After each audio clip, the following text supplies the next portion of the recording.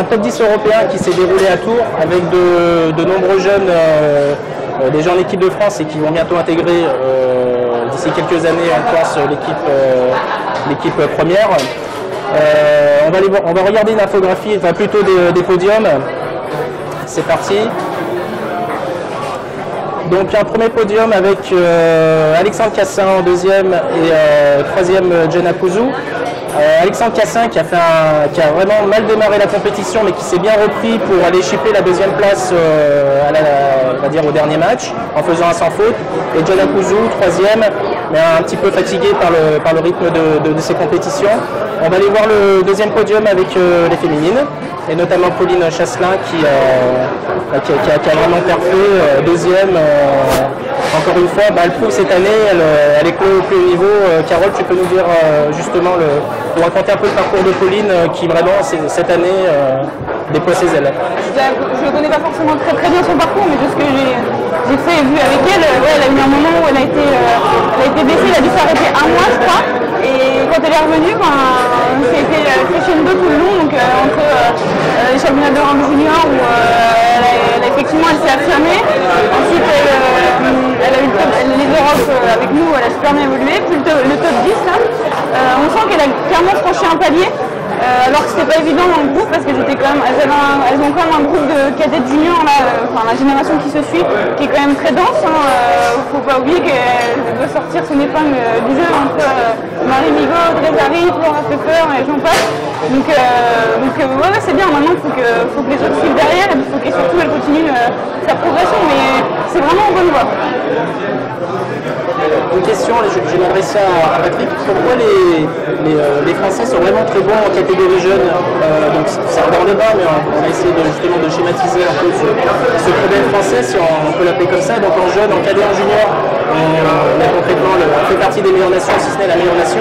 Et arrivé en senior, on a un petit problème pour passer ce cap.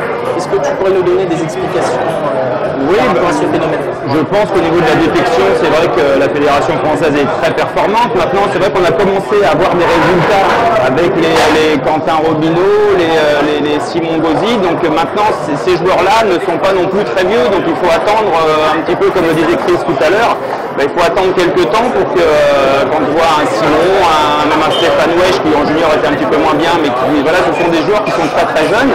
Et Tristan Flore, donc voilà, ce sont des joueurs qui ont entre 18 et 21 ans, 20 ans même. Simon vient d'avoir 20 ans la semaine dernière. Donc voilà, quand on dit que les joueurs n'arrivent pas à passer ce palier, c'est peut-être un peu vrai, mais c'est aussi parce que les jeunes qui ont été bons en junior ne sont pas vieux, donc il faudra peut-être attendre quelques temps maintenant pour voir si c'est vrai que la France a un problème quand on passe de junior à senior. À quel âge est la maturité d'un pongiste professionnel? Il y a un âge particulier, un palier on a tendance à dire 27 ans, entre 25 et 30 ans, normalement si on est plus ou moins en avance et précoce, voilà, c'est entre 25 et 30 ans qu'on a notre maturité, 25, 27 ans, 28 ans. Par exemple pour toi Chris, à quel âge tu as senti que tu avais la maturité pour vraiment prendre l'emprise sur tes matchs Je ne sais pas si on peut parler de maturité. Schlagel a été champion du monde à 31 ans, personne ne l'attendait. Ovtcharov est mature, mûr, vachement plus jeune, Maz aussi. Je pense que c'est aussi vachement une question d'envie. Là, quand on parlait de Pauline, moi je la côtoie à l'entraînement un peu tous les jours, ça se voit qu'elle a vraiment envie d'y arriver. Il ne faut pas oublier qu'il y a, moi ça fait 25 ans que je suis à l'INSEP, un peu comme Pat. Nous on a bloqué une voire deux générations puisqu'on était tout le temps sur des compètes, on était très forts et les autres ne pouvaient pas vraiment jouer et s'exprimer derrière. Il n'y avait jamais une place des fois à prendre, mais pas plus. Donc c'est vrai qu'il y a quelques joueurs qui ont été peut-être pas sacrifiés mais qui ont eu du mal à tirer leur épingle du jeu. Et après on en a vu passer des joueurs, il y a eu des bons, il y a eu des talentueux, mais il n'y a pas toujours eu des mecs qui avaient vraiment envie. Et là aujourd'hui cette génération, quand je vois Simon s'entraîner, je sais l'importance qu'il met, Dédé encore plus, c'est un de ceux qui s'entraîne le mieux, même ses partenaires de Sartre qui l'ont dit, on s'est joué en Coupe d'Europe, ils m'ont dit franchement c'est incroyable comment il est à la salle. Je pense qu'ils vont arriver, mais comme dit Pat, il faut laisser le temps. Enfin voilà, Schlager, 31 ans, nous c'est arrivé qu'on dise à des joueurs de 23 ou 24 ans, vous êtes trop vieux, il y a la génération d'après, parce que le problème en France c'est que tous les jeunes sont bons. Donc à 24 ans, si tu n'es pas encore très fort, on te dit il y a un jeune qui va prendre ta place. Abdel aujourd'hui, c'est un bon joueur et il n'est pas vieux, il peut encore y arriver, il n'y a pas de souci. Il a répondu présent quand on a fait appel à lui. Il répond souvent présent quand on fait appel à lui. Carole, chez les féminines, c'est un peu le même fonctionnement où il y a vraiment un âge où on se dit on n'arrivera plus à progresser, où on n'atteindra pas vraiment les sommets. Je pense qu'il n'y a pas de limite, il y a tellement de contre-exemples, d'exemples qui font et qui montrent qu'on peut y arriver à tous âges en fonction du système de jeu, en fonction de notre historique, en fonction de quand on a commencé, qui on a rencontré sur notre chemin. Je pense qu'il y a un petit peu d'étapes, c'est-à-dire, moi je sais que j'ai percé vite, il y a une année où j'ai énormément percé, donc je prends mon exemple. Je pense aussi que c'est parce que tu es jeune, tu ne poses pas trop de questions, tu joues les meilleurs, donc tu les joues à fond, elles te prennent un peu à la légère. Donc toutes les pertes que j'ai fait à ce moment-là, la fois suivante où j'ai joué les filles, c'était plus la même, hein. Elles savaient que j'étais capable de les battre, donc tout de suite elles m'ont remise à mon niveau, quoi. Et là, depuis 3 ans, on va dire, je découvre autre chose dans mon tennis de table, et je pense que c'est le cas de beaucoup de joueuses. On voit, il y a eu Ruta, la lituanienne Parkoskiani, qui a été championne d'Europe. Elle revenait de grossesse, elle avait accouché un an auparavant, et je ne sais pas quel âge elle avait, mais pour moi, on peut être c'est peut-être plus large l'échelle chez les filles, pour les européennes, entre 25 et 40 ans, et même il y a encore des chinoises naturalisées de 50 ans qui sont encore dans les 70 millions mondiales, quoi. D'accord. Moi j'aimerais bien avoir l'avis de tout le monde en fait là-dessus, même un regard extérieur. Stéphane, moi je pense que quand on voit les Chinois, notamment Fan Zhendong, là qui est dans les 3 mondiaux, quoi. Il a 17 ans, 18 ans, je ne sais pas exactement. Donc c'est difficile de donner vraiment. Nous on raisonne en tant que Français, Européens, mais après voilà, je pense que c'est difficile de donner vraiment un âge pour une apogée de carrière. Voilà, je pense qu'effectivement pour nous 20 ans c'est encore jeune. Maintenant, voilà, chez les Asiatiques, on les voit, même Kiliwa, il a quand même percé assez jeune. Voilà, donc je pense que c'est très personnel en fait. Hein, ça dépend vraiment du parcours des joueurs, mais rien n'empêche. A priori, rien n'empêche à un jeune d'arriver à des super performances à 18 ou 20 ans. Thomas? Ouais, moi je rejoins un peu aussi ce que disait Carole. Je pense que ça doit être aussi lié un petit peu au parcours de chaque jeune. On s'aperçoit que voilà, Simon, Tristan, Stéphane maintenant, ils arrivent peut-être, voilà, il y a un moment donné, il y a bien de confiance, il y a des titres qui peuvent faire qu'on se sent bien, etc. On l'a vu Stéphane, depuis qu'il a réussi à acquérir ce titre, il a eu cette phase où justement il monte, il a eu sa chance et il a réussi à répondre présent aussi. Voilà. Donc je pense que c'est lié un petit peu au parcours. Il y a une question d'adversité. Je pense que c'est vrai, ce qui se passe, c'est que voilà, il y a une petite pseudo-domination asiatique qui fait que, voilà, mais à l'heure d'aujourd'hui, les Français en moins de 21, il y a quand même, je trouve, une richesse française où ils ont toujours su finir vainqueurs ou dans toujours les 3 premiers. Donc voilà, je pense qu'il faut laisser le temps que ça mûrisse un petit peu, mais je trouve que le niveau voilà, français déjà aujourd'hui, je le trouve relativement fort, je le trouve vraiment bien pour l'avenir, je trouve ça parfait. D'accord. Merci pour ce débat très intéressant. Je voulais revenir sur un sujet. Donc là, on va changer complètement de dimension. Je voulais revenir justement par rapport au colloque à Tours, au top 10 européen. Donc la Fédé a organisé également un colloque sur le haut niveau. Et il y a eu quelques déclarations de la part de Anne Roy, et notamment de Jean-Claude Becret dans un article publié sur l'équipe magazine. Donc je ne sais pas si en régie on pourrait regarder les déclarations de Anne Roy. Voilà, donc là c'était la première photo, c'est le direct, je vous l'avais dit, il y a toujours quelques couacs. Donc c'est l'infographie juste avant. Et je voulais revenir avec vous, voilà, donc voilà l'affiche de l'équipe magazine. Donc un article, il faut dire les mots que j'ai trouvé à charge, d'ailleurs je m'en suis expliqué sur le site internet, où il y avait des choses quand même justes sur le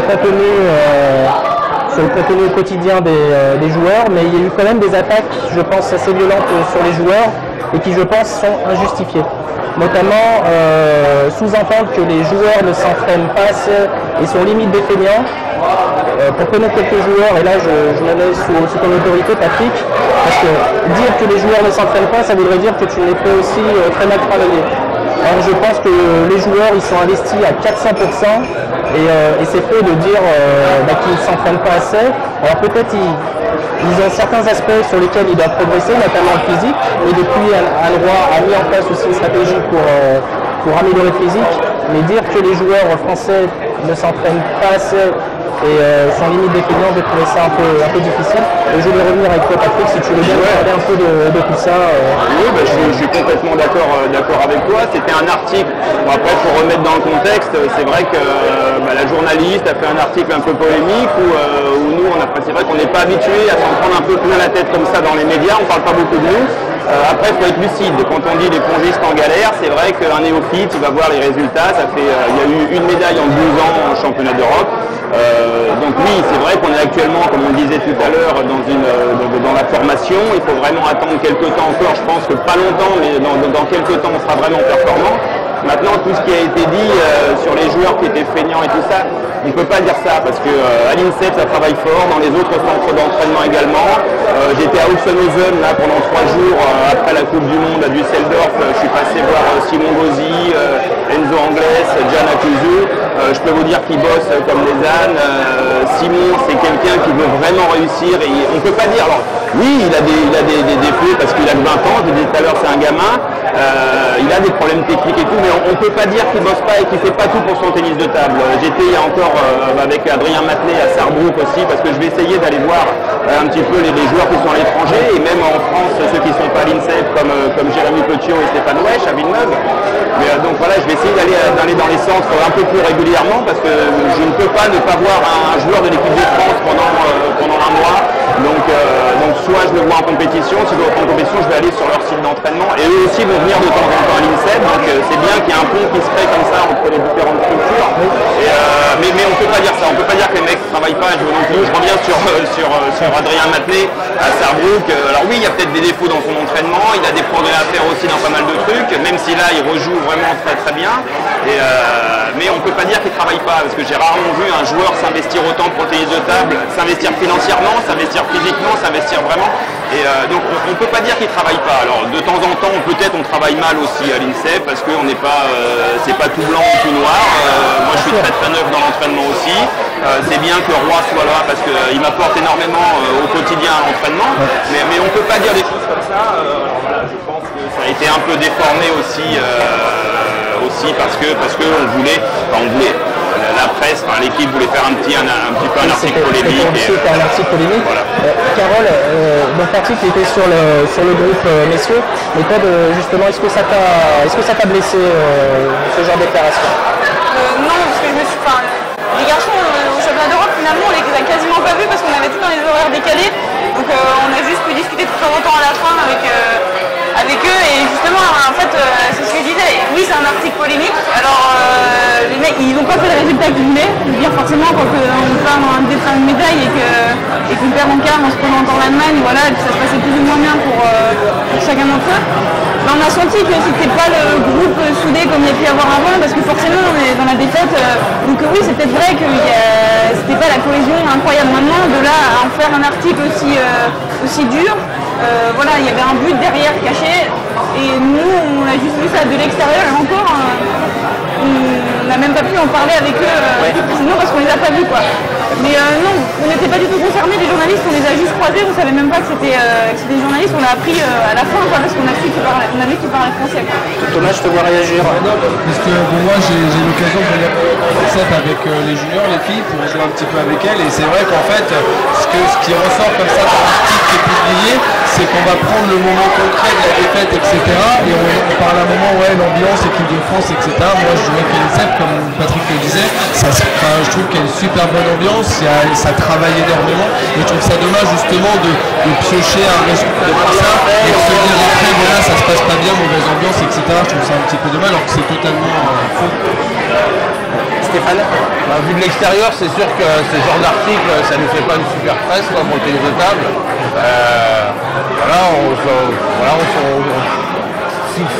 focaliser simplement sur...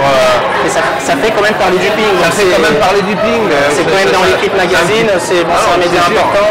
C'est sûr que ça fait parler du ping, mais c'est un petit peu dommage d'avoir cette image où on a l'impression, les phrases qui ressortent en gros, c'est les Français, ils font des balles hautes, etc.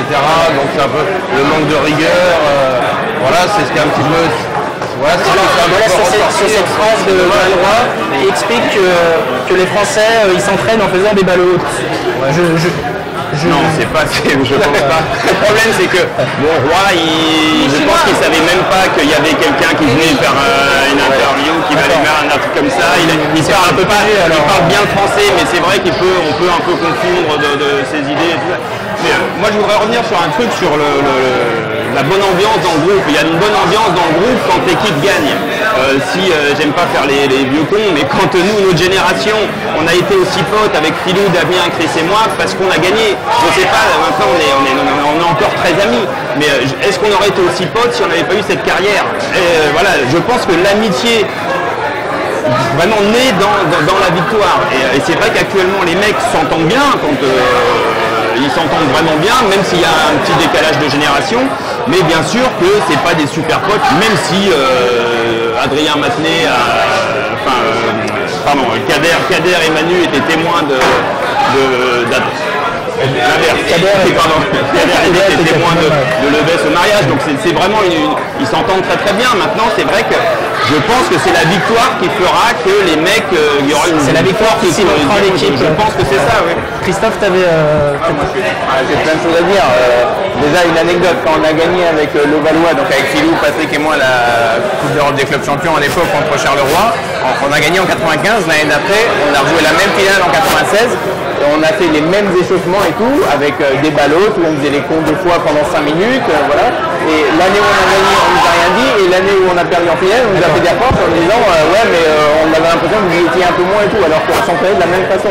Et c'est vrai qu'on retient ça. Après, moi je vois tous les joueurs en entraînement, je le vois des fois qu'il gueule sur les joueurs, ou il dit quelque chose aux joueurs en disant faut se rapprocher, et je pense qu'il a l'image du ping chinois. Avec les Chinois, il a l'image du ping chinois où les mecs ils jouent 3 séances par jour, ils jouent beaucoup, ils ont 40 jours de stage, nous ce qu'on ne peut pas mettre en place avec le championnat et tout.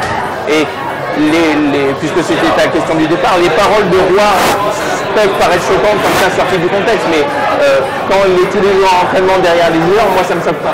D'accord. Oui, ça c'est en gros. Par contre, ce qui m'a plus choqué à la limite, c'est les paroles de Jean-Claude Decrès. J'allais lire de l'équipe de France qui t'enchaîne dessus justement. Qui est en fait dans la salle mais qui ne regarde pas forcément les séances et qui se permet, alors il a peut-être le droit en tant que directeur de l'équipe de France, mais qui se permet de dire ça des joueurs. Là j'ai trouvé ça plus vache.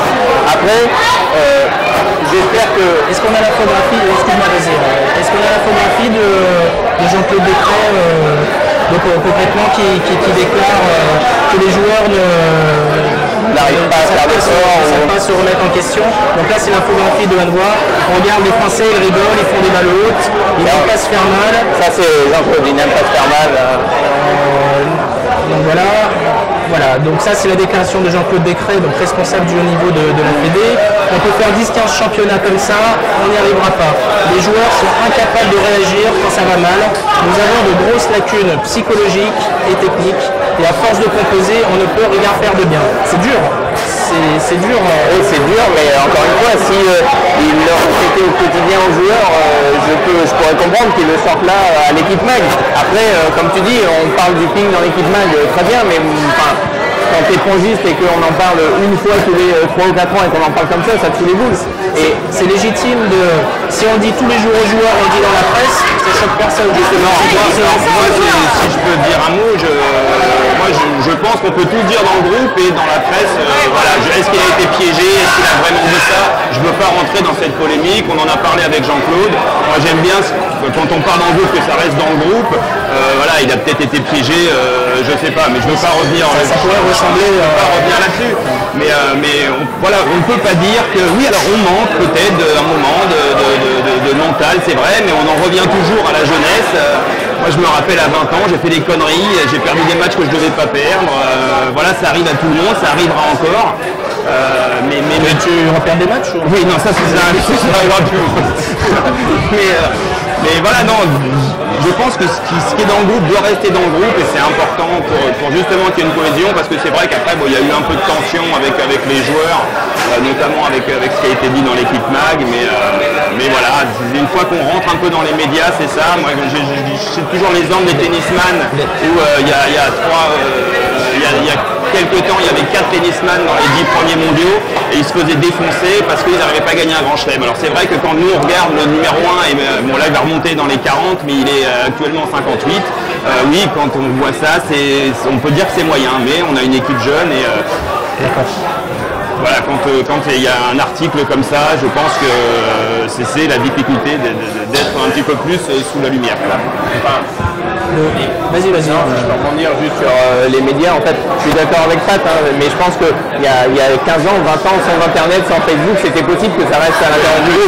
Aujourd'hui, tout le monde met un commentaire, tout le monde fait un selfie, voilà, on a réussi, on a gagné, on a perdu. Moi, je pense qu'il y a de important, et je reviens sur ce qu'a dit Pat encore, c'est la cohésion en groupe. Moi, si je lis dans un article que Philou a dit quelque chose de dégueulasse sur moi, je vais me dire, je pense que le journaliste, il a transformé ses trucs ou il a sorti ça du contexte parce que je ne veux pas croire que Philou pense ça de moi. Donc j'ai confiance en Philou, j'ai confiance en Pat, j'ai confiance en Damien et voilà, je vais pas m'attacher à ça. Par contre, c'est vrai que si les joueurs, et ça n'a pas l'air d'être le cas, mais si les joueurs ne s'entendaient pas trop entre eux, on pourrait se dire, bah tiens là c'est bizarre, il a dû balancer sur moi et tout, mais c'est pas le cas en équipe de France et là je peux en témoigner aussi, les mecs s'entendent bien, voilà, même si j'ai pas partagé les championnats d'Europe avec eux cette année, je sais que les mecs s'entendent bien. Dernière réaction, oui, Jérôme. Quelque chose en tant que lecteur vraiment complètement extérieur au milieu, mais quand même amateur de ping-pong. Moi, ce qui me choque, c'est de voir un responsable fédéral qui dit on n'a pas le niveau psychologique, on a des lacunes. Ok, mais tu y es aussi pour quelque chose, parce que tu es responsable, tu es à la fédération. Qu'est-ce que tu fais pour que ça change? S'il y a un problème, tout le monde doit se remettre en question, c'est ce que tu essaies. Et les responsables, les premiers, soit ils n'ont pas sélectionné les bons joueurs, ou soit ils leur apportent pas. Non, mais soit tu leur apportes pas ce qu'il faut, mais tu ne peux pas te désolidariser en cas de défaite. T'es dans le truc, t'es dans le bateau. Donc, toi, tu l'as senti comme ça, il se désolidarisait de son équipe. Quand je lis une déclaration comme ça, je trouve ça un peu bizarre. Ouais. D'accord. On va passer à quelque chose de plus fun, on va se détendre un petit peu. On va parler des jeunes, parce que Stéphane, tu étais de la première émission, mais justement, Alexis Zikria qui a tourné donc, un reportage pour la Ligue Île-de-France, qui au passage, je remercie de nous avoir gentiment laissé la possibilité de diffuser ces vidéos. Donc, en premier lieu, un grand merci à Bernard Mahé, le président de la Ligue Île-de-France, un grand merci Stéphane, et un grand merci à toutes les personnes qui ont permis que cette vidéo soit diffusée sur ActuPing TV. Donc on va regarder la vidéo donc, sur la détection des jeunes, c'est parti.